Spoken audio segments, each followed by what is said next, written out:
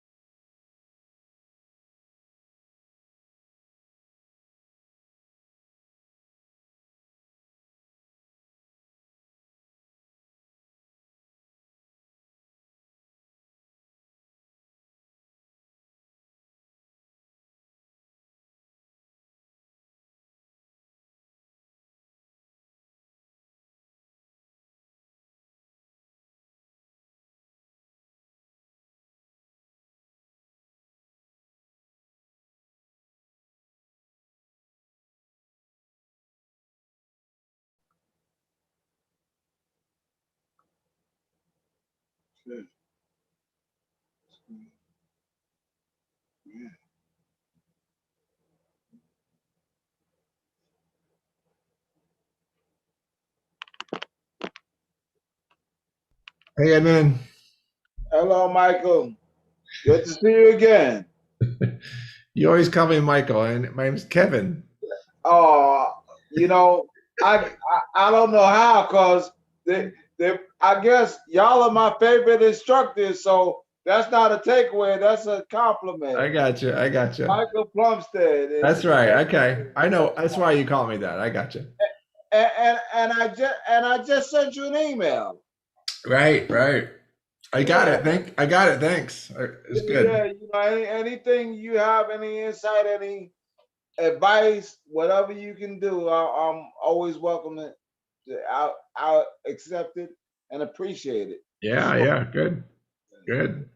I just want to share a little bit of my little more of my background Yeah. and what I deal with. Sometimes, I don't really respond to some of the things like the assignments because it just takes me a little more time. Understand. And Yeah. but I've been using this tablet, and I noticed Google Gmail is enough to get around on its own. Yeah. I think I'm gonna move to a laptop, and then I try to. Hopefully it'll help me give me a little more edge, so I can keep up with what's There you really go. happening. Good. Good. Been a good day. It's my third class with you today, isn't it? You've been with all of them today so far. Yeah. Uh, yeah, I like your style. I like the information you share, and I think you're a great guy. You have a lot to offer, so I can tell you have a lot of business experience. Well, And thank you. Thank you. yeah, you know, if you got a minute, if we don't have too many, I can tell you about what I used to do with Charles P. Young. Yeah. I started out as a operator and worked my way up into supervisory management. But they would actually send me when they sold contracts. They would have me as the point man going in the door to set up operations. You know, assess the staff, the quality of the equipment, Uh-huh. the client talk, the administration, what's needed, what needs to go. You know, if it didn't work, I move it out. If it did, or if I can fix it, you know, then we work with it. You know, but it was a very good company. They were very profitable, and I was the main lead man after they sold their contract. I just go in and establish contact with the administrators and the bankers, the lawyers, or wherever side I was at. So, but they were actually ended up being either merged or bought up by Pitney Bowes. So now they're part of Pitney Bowes. I see. Yeah, and I had left them, and then there was a gentleman that wanted to. I had applied for the work for Xerox Corporation, and I applied before I had my accident, but after I got hurt, a guy by the name of Michael Pratt, he kept calling because he wanted to recruit me and wanted me to come on and work for them, but I couldn't go. Number one, because I had a confidentiality clause in my contract with Charles Young Management. But after I got hurt, everything else was off the table. You know, Yeah. Yeah. I had to try to work on getting myself together, and you know, I still have some, like I wrote, I still have some challenges, but I just wanted to not just broaden my horizons, but come up with a good plan to give me a better future. You Yeah. know, I like helping people. I am also a lifelong learner, and you know, I always feel like what you put in may not always be what you get back, but you'll always have what you need. Right. That's What you right. need. And I've been blessed in that manner more than I can say. Well, that's good. That's good. I'm grateful. All right. We got one more join. Jennifer, how are you?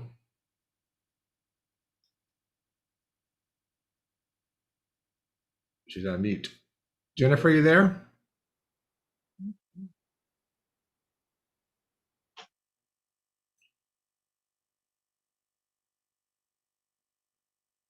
Edmund, you said the accident was in what year? 1990. 90. Okay. Yeah, yeah. It was 31 years now, right? yeah, yeah. Just past March. I mean, 31 years. Wow. I spent like 9 months in 3 different hospitals, and all the medical teams, all the doctors said, you know, you're lucky to be here. We don't Yeah. know what else to do for you, you know. So the last hospital was supposed to be acute rehab, so they sold it as that. but they were like a post rehab. And when I found that out, I couldn't go. I couldn't stay there. Yeah. You know, because they would, when I left the hospital, I was left in a wheelchair, Yeah. and he said I never walk. And Wow. it's supposed to be like in a vegetative state. But Wow. I left. Me and my You're doing good. well, I'm doing the best I can. Yeah. I haven't given up. So Right. I took my past work experience, and the interim of just getting myself back together, Right.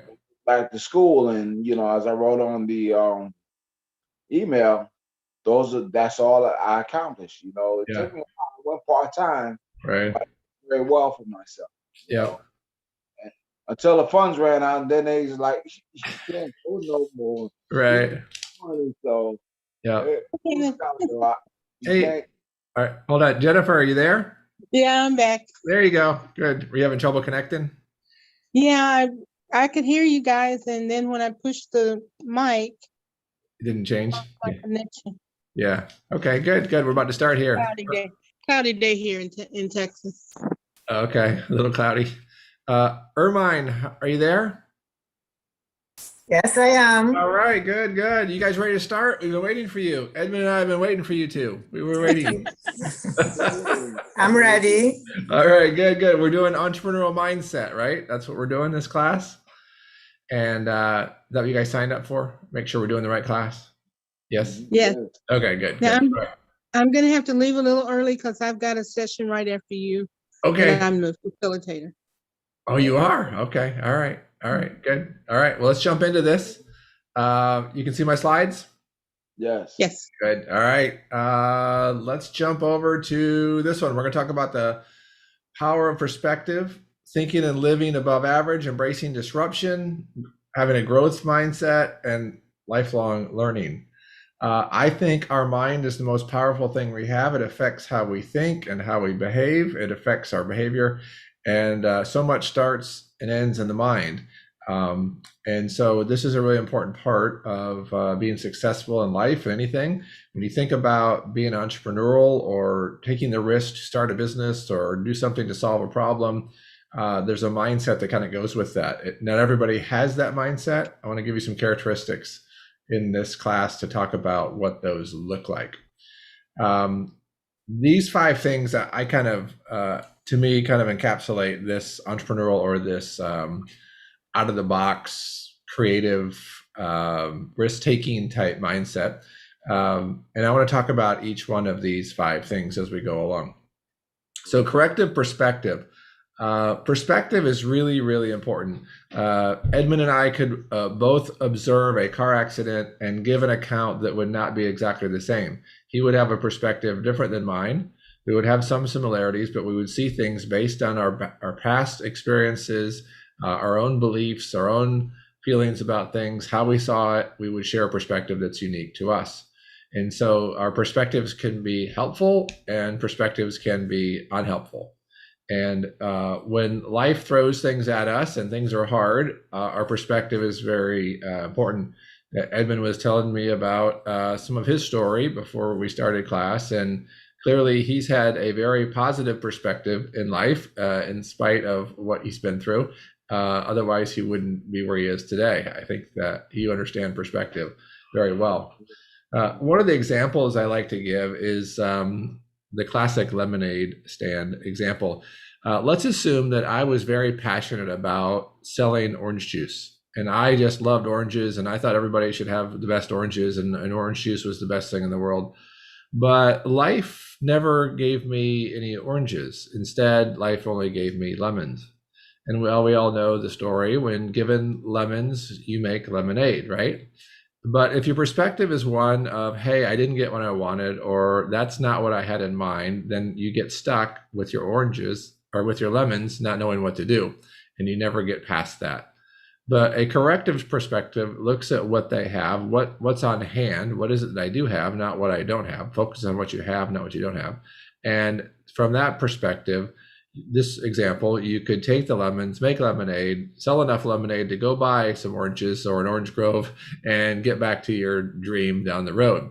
But the right perspective, the corrective perspective is really very important. This is very, I think it starts here. You know, people that have, we call them the negative people and positive people, or the people who the glass is always half empty versus the people who look at the glass as half full. When you look at a problem, when you look at a challenge, when you look at anything that you're dealt in life, is your perspective one of opportunity, or is it more one of defeat? And that really speaks to the perspective you have when you face things that come our way. Much of life is not what happens to us, it's how we react to it, right? It's how we respond to it. That's really kind of the definition of how life is, really. So perspective is a really important part of this. And shaping perspective is a skill that you can develop. If you find yourself thinking negative all the time, train yourself to recognize that and try to flip it around and look at what's positive, what's good in it. It's not about being Pollyanna, sunshine and ponies and unicorns all the time. It's really just more about having a more optimistic, opportunistic perspective when things happen. The next quality is what I call being not average. And this one is interesting, and this will probably challenge you. It challenges me all the time. Our culture, our society, even our schooling teaches us to be average, to be in compliance, to do what everybody else does, to be quiet and just kind of follow the rules. But thankfully, there are people that don't want to settle for being average. There are people that want to rise above average, to be above average, to challenge the status quo and make things better. The average thinking has this perspective that if something doesn't go from A to B, like in this path right here, in this straight line, if it's not smooth, easy, and direct, then it wasn't meant to be, and I will give up and not try to walk through it. Well, we all know in reality, this is really how the path from A to B really goes. It's all over the place. And sometimes you're even moving away from B, come back to A.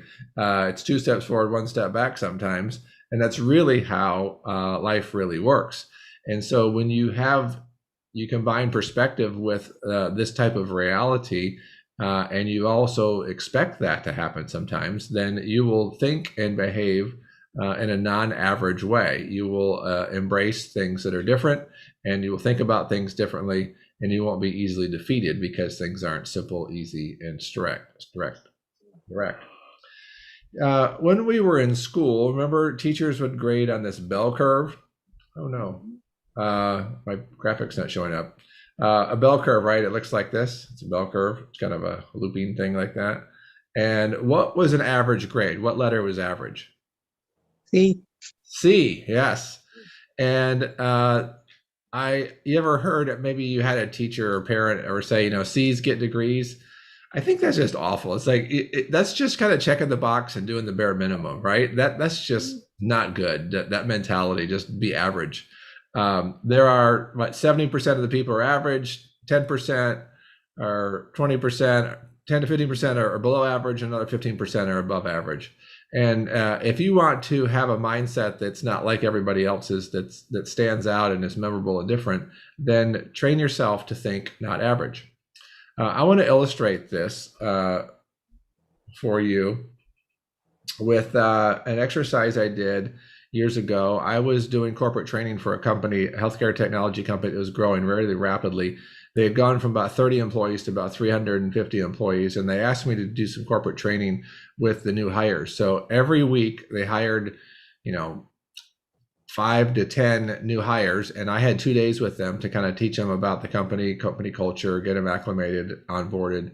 And the last thing I did with them at the end of the second day was I would give them an assignment to do together. I would put in front of them a box of Legos. You know what Legos are? These pictures of these plastic blocks that you can put together. I would give them a box of Legos, and as a group, I would say, I want you to represent team using Legos. And I wrote team on a piece of paper. I said, I'm going to give you 30 minutes to work on this together. And at the end of the 30 minutes, I want you to show me what you did, and I'm going to take a picture of it. Okay. So if I were to ask the 3 of you that assignment, if you had a box of Legos, we were all in the same room, and I said, okay, how are you going to represent team using Legos? What would you guys do?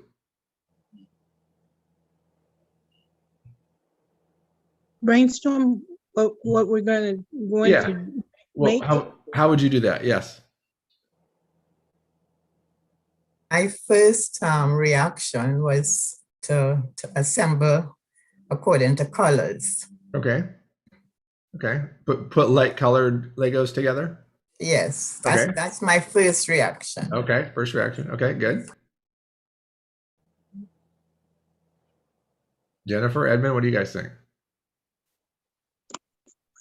Well, I like the idea of sorting them by color, but then you have to decide what are we going to make. So you'd have to communicate with one another to decide on what you're going to make. All right. Or what you're going to do with the Legos. What's something you can make? Oh, you can make anything with Legos, depending on how many you have. You know, there's the Star Wars ship, and there's You got kids or grandkids with those Lego kits, right? You've seen those. well, yeah, and I've seen the Lego displays, you know, where they're in the mall. Yeah, they're big structures. Yeah. Yeah, and there's a Lego store, Lego store in my area, and Right. they have those giant things. So Right. you have to have a plan. Yeah. Well, I wouldn't give you that many Legos, and you only got 30 minutes, so you gotta break it down a little bit. Well, I mean, you could make like little small cars or little Okay. small houses. You know, Okay. but you have to discuss have to make a plan of what you want, Right. what the plan is, and how they're going to be utilized. That's right. You I can think build something that represents your objective. Okay. What what specifically? What would you do? I won't say that. I already know the answer. Oh, you know the answer. Okay. Thanks for. All right. Yeah. Okay. All right. Okay, So well, tell us the answer.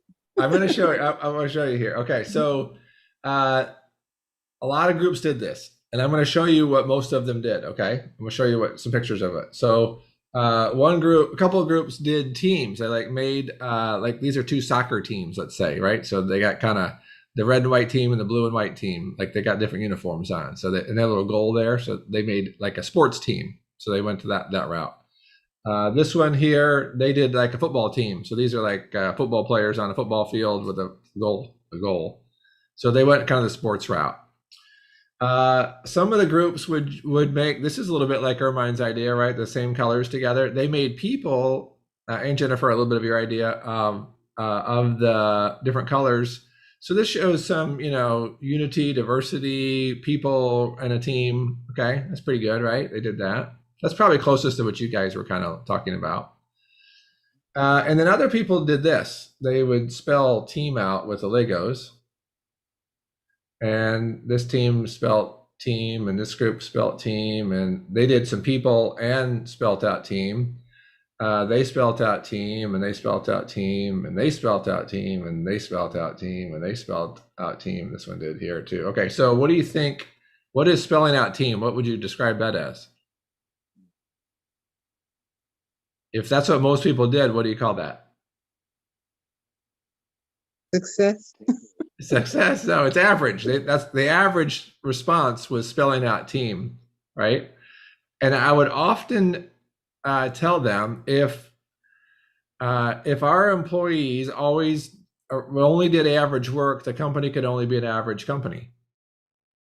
For a company to be above average, they have to have employees doing above average work. Right. And so I challenged them. I said, this is really not adding much value. I already had a piece of paper that said team on it. Why are you giving me another word that says team on it? It really wasn't wasn't thinking too well, too much. So you guys did better than that. I'm going to put you guys in the category that did something like that. Okay, I'm going to give you guys credit for thinking about that. You were a little hesitant to commit to it. You weren't really ready to commit. You guys really wanted to brainstorm some more and talk about it. So there was a group here, they brainstormed for the full 30 minutes, but they didn't agree on what they were going to do until the last second. Somebody said, well, we're running out of time, we got to spell it. And they decided to try to spell it, but they ran out of time. They didn't even get that done. So this was the only group in a couple of years' time that failed the whole project because they didn't even deliver a final product. It's because they were trying to get consensus, and consensus will handicap you. Somebody's got to lead and somebody's got to follow. And so there needs to be leadership and following. But the group that I thought did the best job with this assignment and was not at all average was this one. This is a group that is, if you can tell in the picture, they're holding Legos in their hands and holding hands together. Do you think this demonstrates teamwork or team? Sure. Yeah. And nobody else did this. No, I mean, this didn't take the full 30 minutes. They talked amongst each other for about 5. One gentleman suggested they do this. The rest of them agreed. They did it. We took the picture. They sat down and they got done early. It didn't take a lot of time, but somebody had the guts to say something that was out of the ordinary, out of the box, not average. And this is the most memorable thing. Now, I had people, when I would share this, that would argue with me, well, Kevin, they didn't really use the Legos the right way. And I would remind them that the assignment was to represent team using Legos. It wasn't about the Legos. It was really about showing team. And sometimes we miss what we're trying to accomplish because we focus on the wrong thing, going back to perspective, right? The perspective is not just the Legos. They were true to the assignment. They still use Legos, but it's really exemplified team because people represent team working together. So going back to not being average, how do you learn how to not be average? Because it's very natural to kind of think what's average. One of my strategies is when somebody asks me a question or I'm trying to solve a problem, the first thing that comes to mind, I assume, is the most average thing. And I think, okay, how do I make that better? How do I times 10 that plus 1 times 100 that and make it different? How do I force this to be outside the box? And that's a strategy I use to help solve that. Okay, any comments, thoughts on that? All right. Somebody has joined us. Welcome, Curb Rickby. Michael, right. Kevin, yes. I have a comment. Okay. To the young lady that said, "Well, why don't you give us the answer?" And I gave the best hint I could. Honestly, you got it was illustrate your objective. Yeah, that's all you had to do. That's right. And that's exactly what the other team did. Yes, they did. They did. Yes. No, thanks for not spilling the spoils there, Edmund, as he's taking the classic. That's the kind of guy. You got to work for it. Yeah. Thanks. All right. The next quality of entrepreneurial mindset is growth mindset. Carol DeWick wrote a book on this years ago, and she's done TED Talks on it. She's pretty popular with this. But it's a great concept that people generally tend to be either fixed mindset or growth mindset, and probably more people are fixed mindset than have growth mindset. The difference is illustrated in this diagram. So somebody who's fixed mindset, they believe that either they're good at something or they're not. In other words, they're kind of born that way. They have the abilities or they're not. They think their abilities are unchanging. Like just whatever they have is what they have. It's nothing's going to change that. They think they can either do it or they can't. They don't like to be challenged. They think their potential is predetermined. They get frustrated and give up when it's hard, when it's not that straight path. They get frustrated and give up. They don't like feedback and criticism because they take it very personal. They tend to have a thinner skin and they want to stick to what they know. They don't like a lot of change.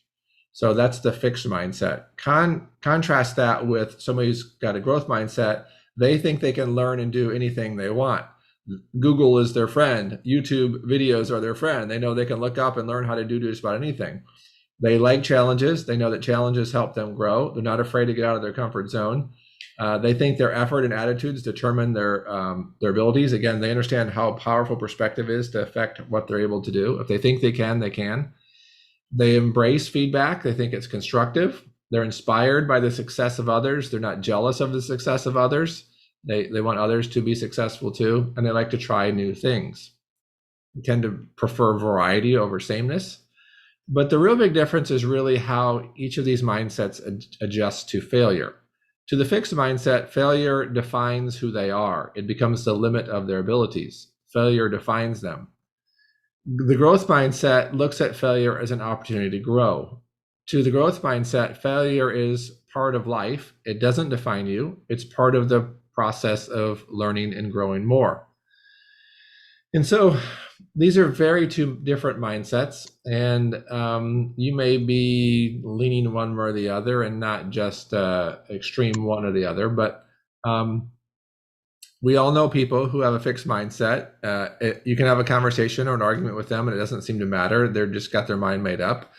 They're difficult to talk to, and you can't persuade them anything. And there's others who are very open to conversations and having dialogue and debate, and they'll admit they're wrong, and when they are, and they can grow and move forward. So these are this growth mindset. My question to you is: do you think somebody can change from one to the other? Sure. Yeah, right. I think so too. That means that you have a growth mindset, Jennifer. Well, we wouldn't be here if you're right. If you said no, that'd be telling that you had a fixed mindset, right? The hard part about this is that sometimes we live with somebody who has a fixed mindset, and sometimes we work with people who have a fixed mindset. Sometimes we have a fixed mindset ourselves, and we are the difficult one to communicate with and talk to. But the opportunity to grow and develop and do new things comes to those who have more of a growth mindset, because they're looking for and embracing change and embracing failure even when that comes along. So that's the growth mindset. The next one is lifelong learning. And again, Jennifer, to your point, you guys are all lifelong learners. You wouldn't be here at Get Set Up. That's a great thing about Get Set Up. But I want to quantify this a little bit more. I think there's a problem with just being a lifelong learner. In other words, you're just learning. Those people that just keep going to school and never go out and live what they learn, right? There's a part of learning knowledge, and then there's also a part of applying knowledge. And to me, a lifelong learner not just intellectually learns, but they practically apply. And I think what's important of an entrepreneurial mindset is being able to do both, that you're continually learning and continually applying. If you just get filled up with knowledge, that just puffs us up and makes us prideful.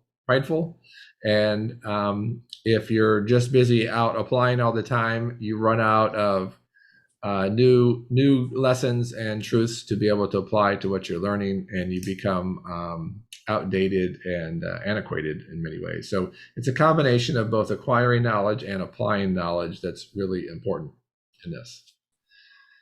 I have a couple tools. I use this term digital brain quite a bit in some of my other classes, and it's the concept that our physical brain has somewhat of a limitation. As we get older, we remember less.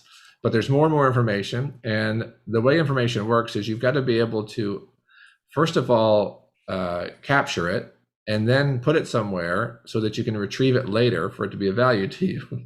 And I use technology to do that in many ways. Evernote and Notion are two software programs that I've used for a lot of years to help me manage my information. I don't have the pressure of trying to remember everything. If I know where to find it, I am at peace. If I know where to look up something, I'm good. I can get to it. But what would overwhelm me as a lifelong learner is if I had seen or heard something, but had no way to access it again, and no way to reference it again. That would frustrate me. So the things that are of value to me, I save in Evernote or Notion, and I'm able to access them, add to them, and retrieve them when I need to. All right, so if we look at these different things again, I would like to ask you, which one is the one that you think is your highest on, and which one are you lowest on? Which would be your strength and which would be your weakest of the 5? Jennifer, you want to go first? No. You got to leave early, right? So I'm letting you go first. My weakest area.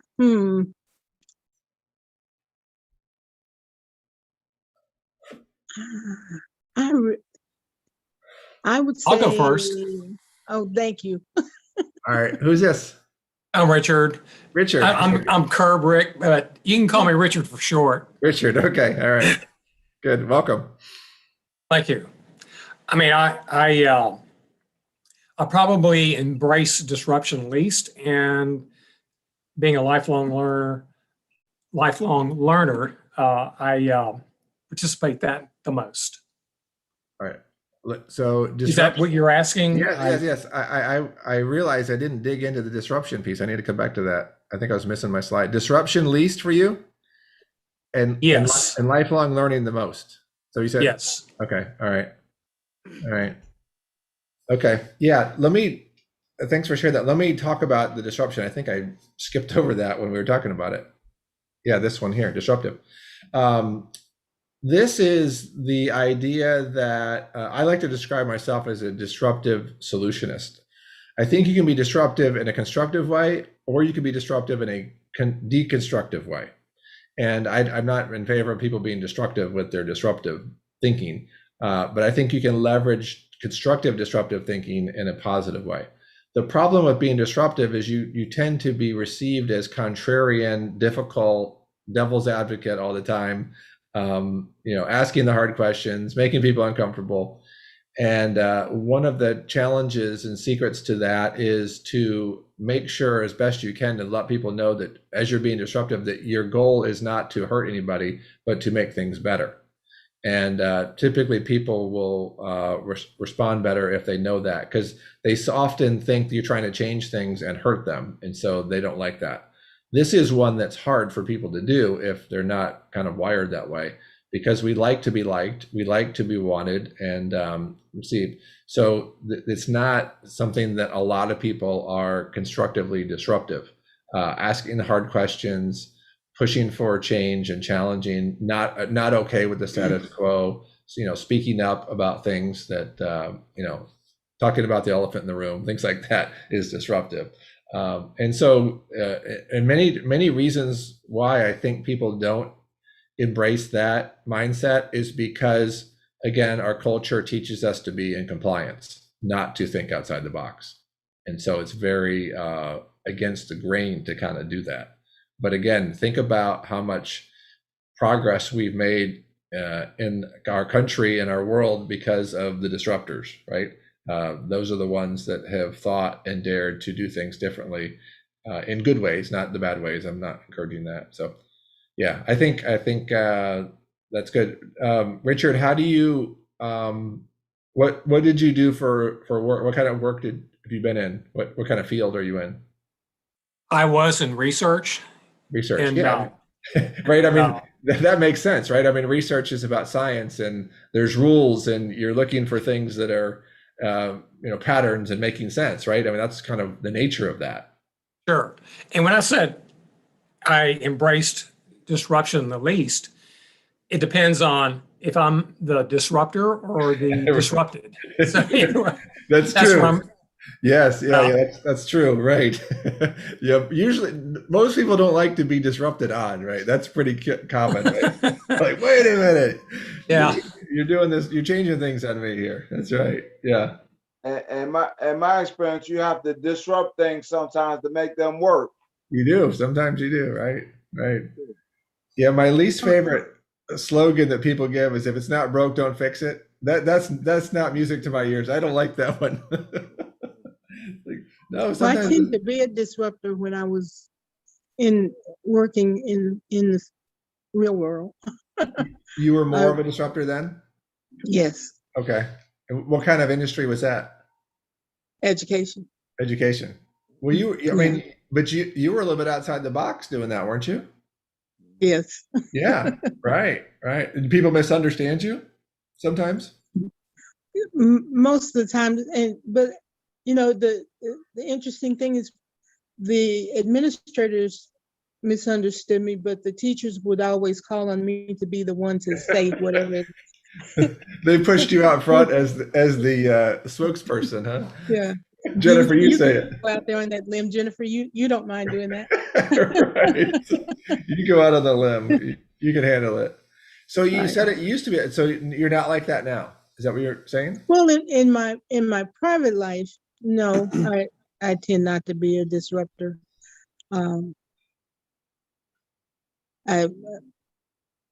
I tend to be the person that everybody comes to with their issues, Okay. the spiritual leader, Yeah. Okay. but not necessarily the disruptor. All right. Well, maybe they know you're going to speak the truth, so they want to come hear from you. Sure. What's that? What I'd like to add, Kevin, Yeah. that I'm a lifelong learner, but I realize that I don't live what I'm learning. I'm not applying what I have learned. I spend a lot of time ruminating, thinking, and not following through with action. Mm. Oh. Yeah, I mean that's pretty common, I think. It's why do you think that is? Do you when you have enough insight to know that's happening, do you know why?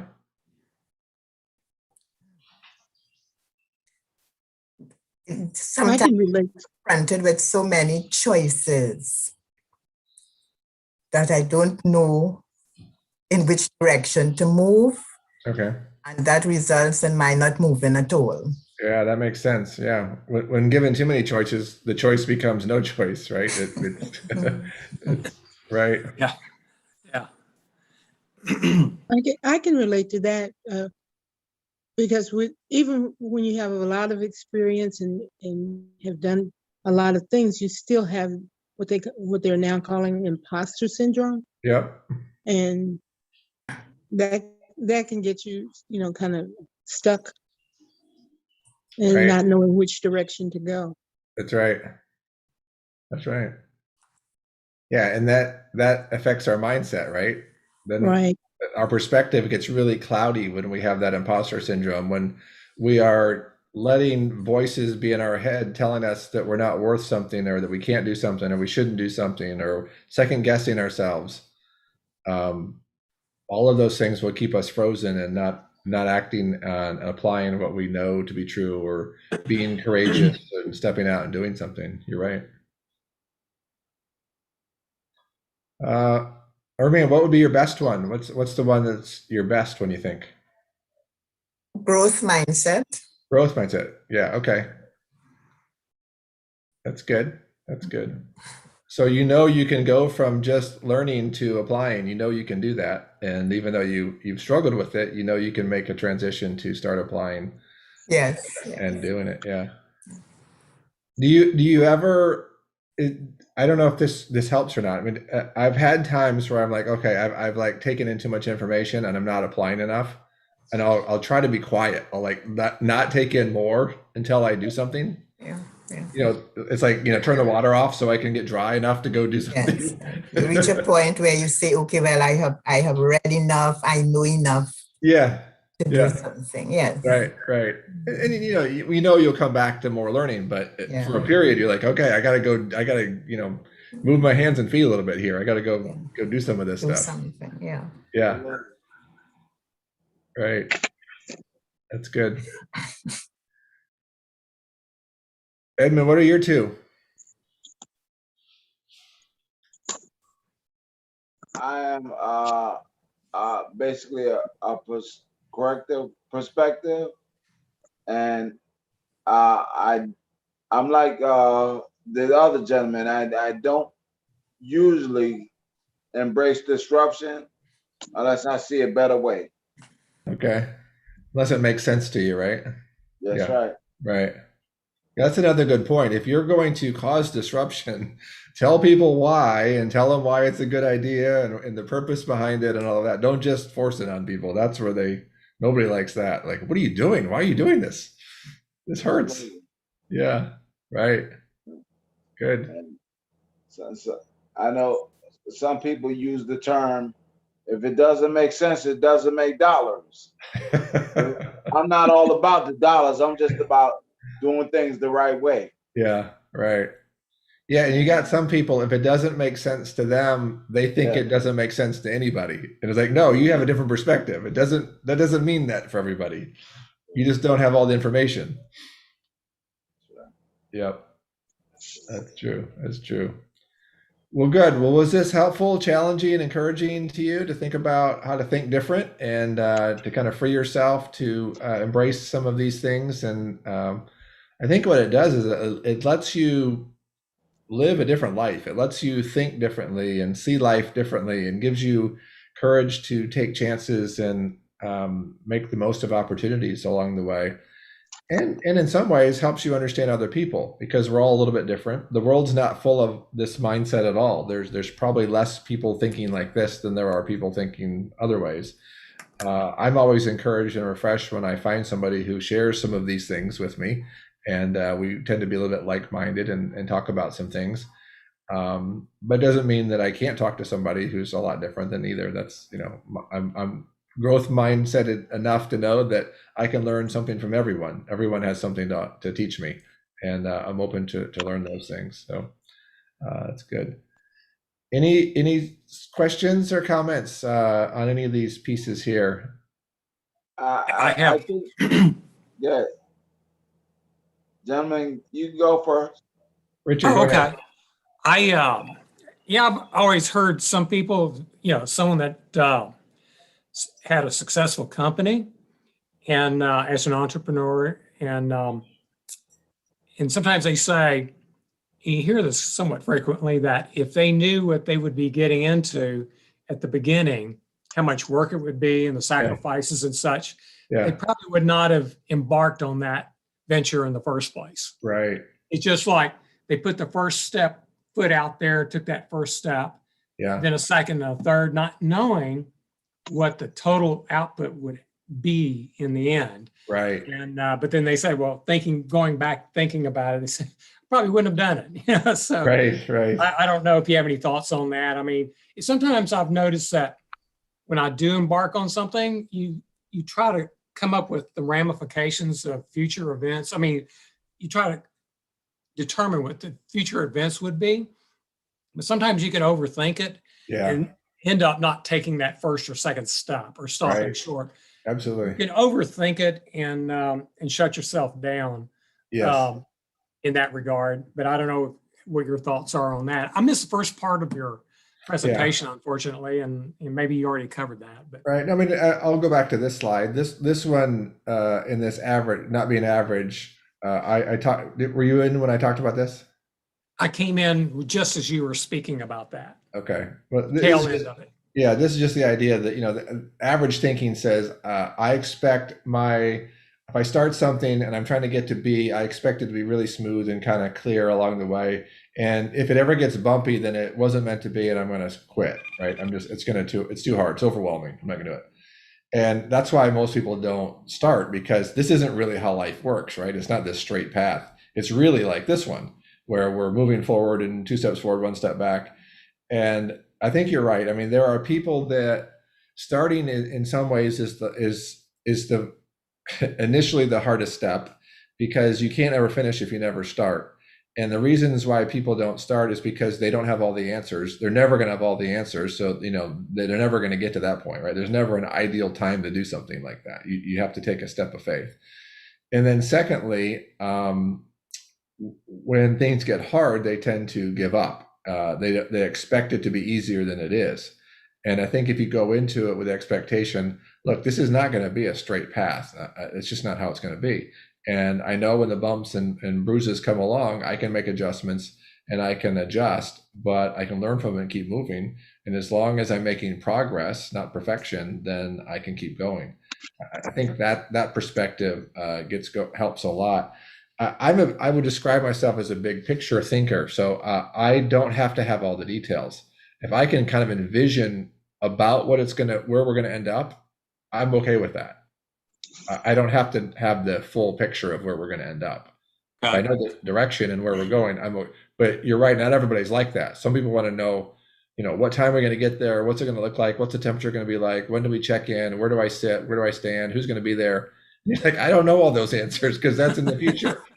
Yeah. I can't tell you those things. Well, if I don't know those answers, I'm not comfortable moving forward. Sure. That's a mindset that a lot of people have. They're just like, you don't have all those answers up front. There's a step of faith that goes into that. And there's no way you can anticipate a lot of that. No, not at all. Not at all. I mean, if somebody had that power, they'd be very wealthy because they could predict the future and all, right? Yeah. I like to always tell my son, you know, always do the right thing or the next best thing. Yeah. Yeah. That's good. Right. I, for over almost 30 years now, I've led a bicycle ride across the state of Florida every fall. And it's a big experience type thing that I host, and I have support teams, and we do all the transportation and food and hotels and all. And it's very much a bucket list type experience for people to do. And there's a lot of life lessons I've learned leading that. How hard it is to get to the starting point where we start with our back tire in the Atlantic Ocean on a Friday morning. Like just getting to the starting point of a big challenge like that is enormous. And more people don't get to the starting of something because something gets in the way, and even if they had best intentions of being there, they don't make it. But then once we start riding, I have no idea what's going to happen. I don't know what the weather's going to be like, the traffic's going to be like. I don't know. There's a lot of things that can happen. I don't know how much you're going to eat or drink, or how hot it's going to be, or how humid it's going to be, or if you're going to have a flat tire or not. I don't know that. But I know where we're supposed to finish in a couple of days. But you have to do the work, right? You got to do the work every day, and you got to pedal that bike, and you got to rely on other people and trust other people, and we all get there eventually. And it's such a microcosm of life and how that works. It's been fascinating to kind of observe that and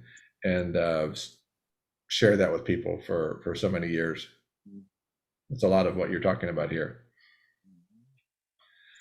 Well, good. I'll send out these notes, and I teach quite a few classes on business entrepreneurship. Here's a list of a bunch of them, and we have some series classes you can take. You can take them any order you want, take as many times as you want.